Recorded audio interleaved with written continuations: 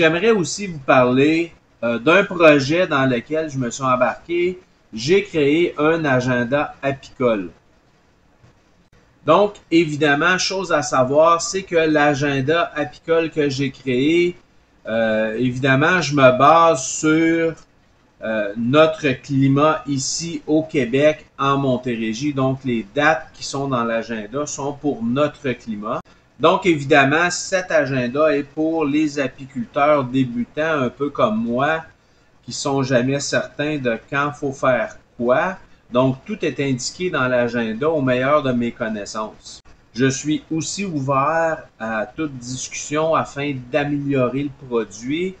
Le produit est disponible sur Amazon, le lien dans la description. J'ai inclus dans l'agenda des calendriers mensuels avec sur chaque calendrier les tâches à effectuer, les tâches importantes à effectuer pour chaque mois de l'année. Évidemment, les dates qui sont là sont sujettes à interprétation parce qu'on est garant de Mère Nature, évidemment.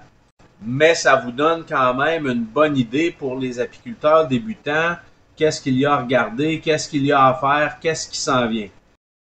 Ensuite, après chaque mois, j'y ai mis des pages afin qu'on puisse écrire des notes manuscrites, des choses à se souvenir, des choses à faire, comment la température était, etc., etc. Toutes notes qui pourraient nous être utiles d'une année à l'autre. Évidemment, j'y ai inclus aussi des feuilles d'inspection qui peuvent être complétées vite pendant qu'on fait l'inspection, simplement à cocher quelques petites choses afin qu'on puisse se souvenir et faire nos notes par la suite. Surtout au niveau des calendriers, des feuilles d'inspection, s'il vous plaît, donnez-moi du feedback. Dites-moi si j'ai oublié des choses, s'il y a des choses à rajouter, des choses à modifier. Je suis très ouvert. Moi, je fais pas d'argent là-dessus, vraiment, là. Je pense que je fais 10 sous du livre vendu, là. C'est vraiment pour faciliter la tâche des gens. Vous pouvez vous procurer l'agenda sur Amazon. Le lien est dans la description du vidéo. N'hésitez pas. Donnez-moi vos commentaires sur la qualité d'impression, la qualité du livre. Le but, c'est d'essayer d'améliorer d'une fois à l'autre.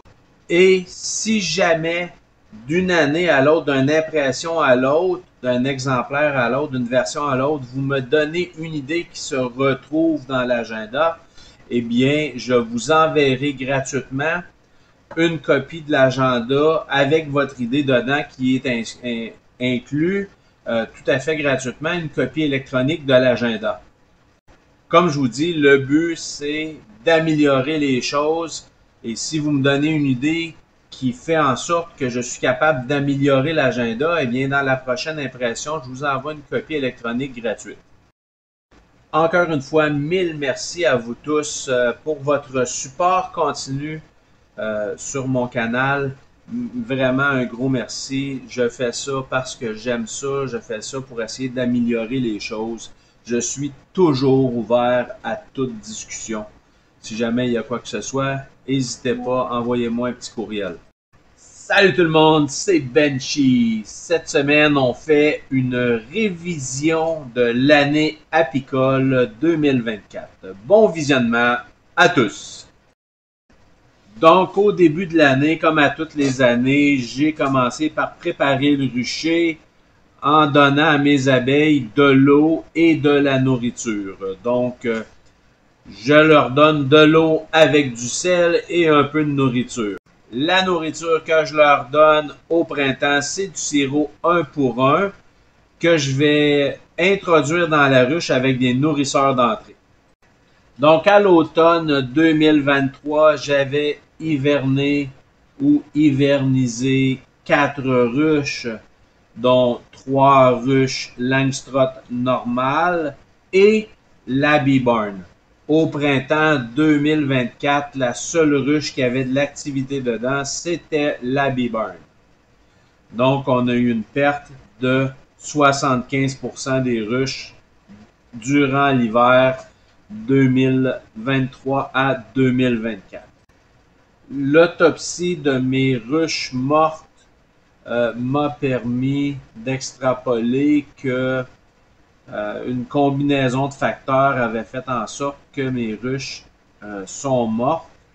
Un des facteurs était un taux de varroa probablement trop haut. J'avais pas assez traité le varroa à l'automne 2023.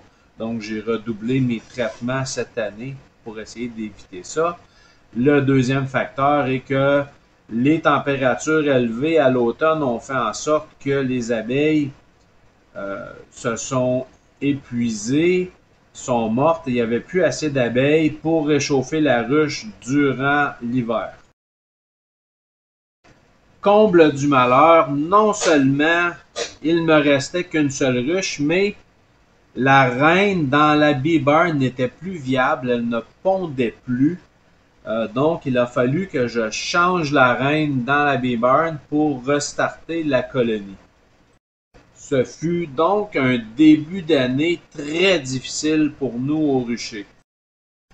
Pour restarter mes ruches, je me suis pris des paquets d'abeilles, je me suis acheté 3 paquets d'abeilles et j'ai restarté mes ruches après avoir tout nettoyé le matériel et m'assurer qu'il n'y avait aucune maladie dans les ruches. J'ai acheté 3 paquets d'abeilles et j'ai restarté mes 3 ruches qui étaient mortes durant l'hiver. Je les ai restartées avec des paquets d'abeilles. Le reste de l'année s'est très bien passé dans la mesure où il n'y a pas eu de choses extraordinaires qui s'est passé tout au long de la saison. Ça a été une saison quand même extrêmement productive cette année. L'automne est arrivé extrêmement vite. Avec l'automne vint la récolte du miel 2024.